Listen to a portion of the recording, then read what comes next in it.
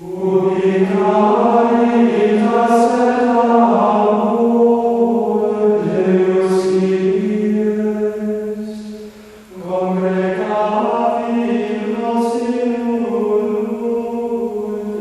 I'm Dr. Marcelino D'Ambrosio, and today on Early Church Fathers, we have the privilege of discussing one of the most inspiring men in the history of the early church.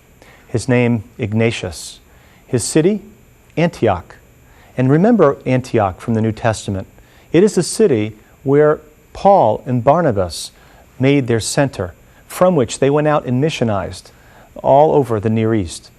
Think about also the fact that Paul was not the only great apostle, together with Barnabas, who visited Antioch. But after the persecution broke out following the death of Stephen, who went to Antioch but Peter? So Antioch is the place where Christians were called Christians for the first time, the center of apostolic mission to the Gentiles, a place where Peter, Paul, and Barnabas all taught and lived. And the second successor of Peter, the second person to lead that church after Peter, was Ignatius of Antioch. The window that he gives us into the mind of the apostles is incomparable. But he also gives us the window into the heart and mind of an early Christian martyr. Because persecution broke out around the year 110, and Ignatius was a victim in that persecution. It was short-lived, but he was caught and he was condemned to death, not in Antioch in Syria, but he was to be taken all the way to Rome for the amusement of the crowds, where he would die in the arena. And so he was chained to a squad of soldiers. He called them 10 leopards, men who were brutal and crude. And he was marched by land to what's now Turkey. And he went through town by town, from southern Turkey all the way up to the north, to Troas, or ancient Troy, where he finally got on a ship, was taken over to Greece, and then finally from there to Italy, and we lose sight of him. But during his journey through Turkey, he stopped in various towns. And in those towns, there was no persecution happening. So delegations of Christians came to meet him, to visit him while he was in chains. They kissed his chains. They did him honor and homage. And then after they left, when he had a moment, he wrote a letter to them, giving them his teaching, his last will and testament, so to speak, to each of those particular churches. He wrote 7 letters, and by the providence of God, those letters were saved, and they come down to us now.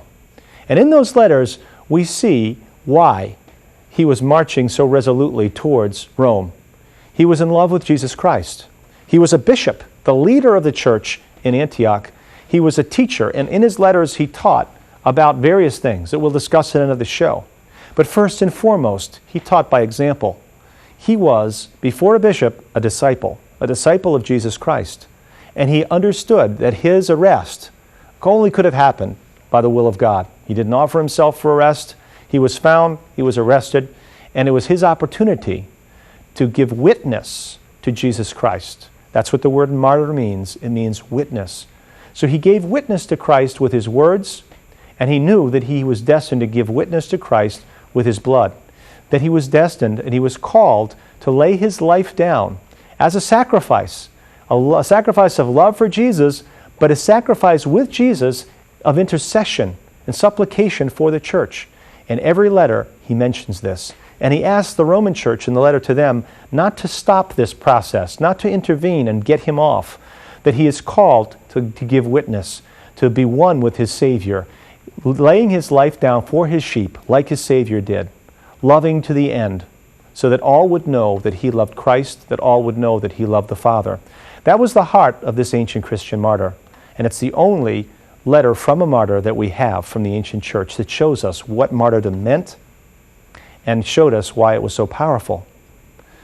I'm Dr. Marcelino D'Ambrosio. Thanks for joining us for Early Church Fathers.